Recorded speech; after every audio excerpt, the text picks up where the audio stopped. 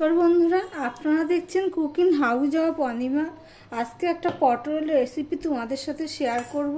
তার জন্য পটলের খোসাগুলো আমি এইভাবে নিয়েছি, অল্প রেখেছি, অল্প ছাড়িয়েছি, আর এই গাটা পুরোটাই এরমভাবে চেঁচে নিয়েছি আর ধুয়ে নিয়েছি, আরেকবার ধোবো।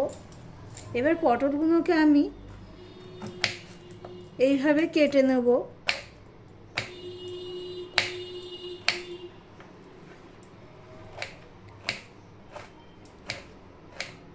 পটলগুলো কচি পটল হলে এই রেসিপিটা ভালো হয়। এই দেখো, এই একটা কেটে দেখেছি, ঠিক এরকম কচি পটলের রেসিপিটা ভালো হয়।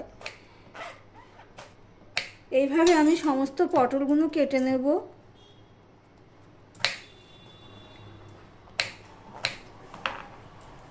একটা কড়াই বসিয়ে দিয়েছি জল সমেত, জলটা ফুটছে।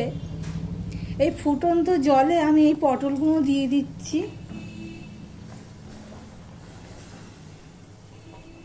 ফুটন্ত জলে পটলগুলো সব আমি দিয়ে দিলাম। এইভাবে রেসিপিটি একবার করে খেয়ে দেখতে পারো, খুব দারুণ হয়। এক থালা ভাত এই দিয়ে খাওয়া হয়ে যায়। এবার এখানে আমি দিয়ে দিলাম নুন, মিশিয়ে নিলাম। এবার আমি 3 মিনিটের মতন এগুলোকে সিদ্ধ হতে দেব। মিডিয়ামে ঢাকা দিয়ে আমি 3 মিনিট ফুটিয়ে নিয়েছি। এবার গ্যাসটাকে অফ করে দিলাম। আমি কিন্তু বেশি জল দিইনি, অল্পই জল দিয়েছি। এই দেখো, এবার এটা ঠান্ডা করে নেব। পটলগুলো ঠান্ডা হয়ে গেছে, একটা থালায় দিয়েছিলাম ঠান্ডা করতে, ঠান্ডা হয়ে গেছে।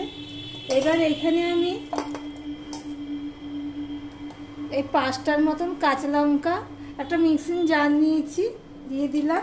আর রসুন নিয়েছি 6-7 কোয়া, ওগুলোও দিয়ে দিলাম। আর এই পটলগুলো আমি দিয়ে দিচ্ছি।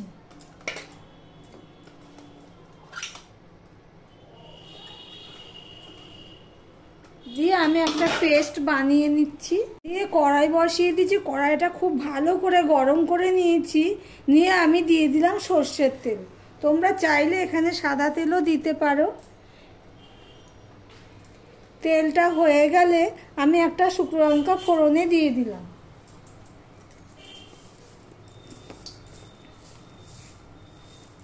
আর দিয়ে দিলাম এই একটুখানি কালো জিরে, এই 1/2 চামচের মতন কালো জিরে দিয়ে দিলাম।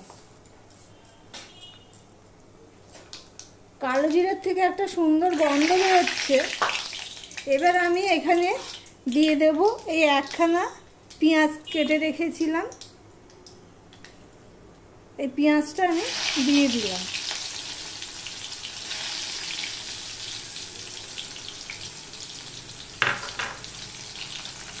পেঁয়াজটা আমি লাল লাল করে ভেজে নেব। দেখো, পেঁয়াজটা লাল লাল হয়ে ভাজা হয়ে গেছে। এবার এর মধ্যে যে আমি পটল পেস্ট করে রেখে দিয়েছিলাম আগে থেকে, সেটা আমি দিয়ে দিচ্ছি।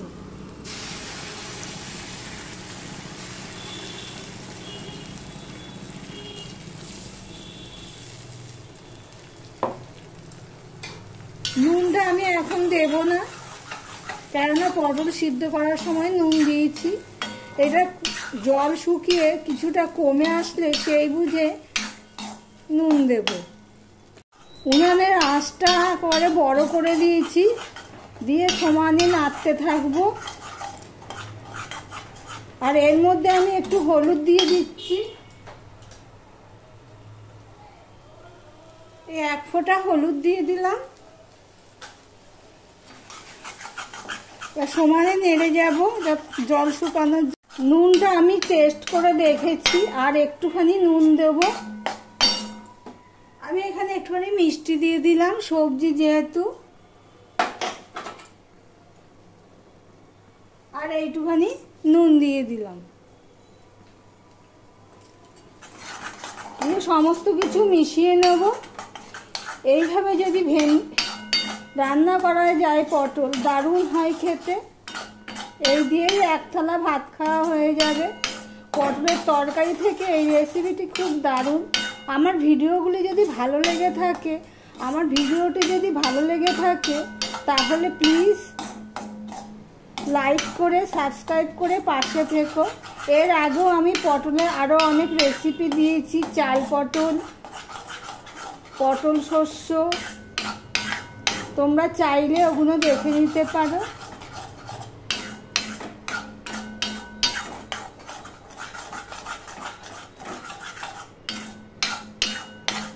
দারুণ হয় খেতে। তারপর পটলের খোসা বাটা, এটাও পটল বাটা। এই রেসিপিটি হলো পটল বাটার রেসিপি।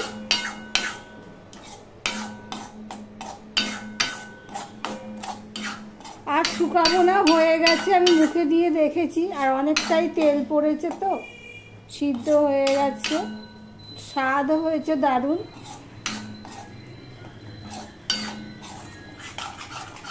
আমি কাছে নিয়ে দেখাচ্ছি কেমন হয়েছে।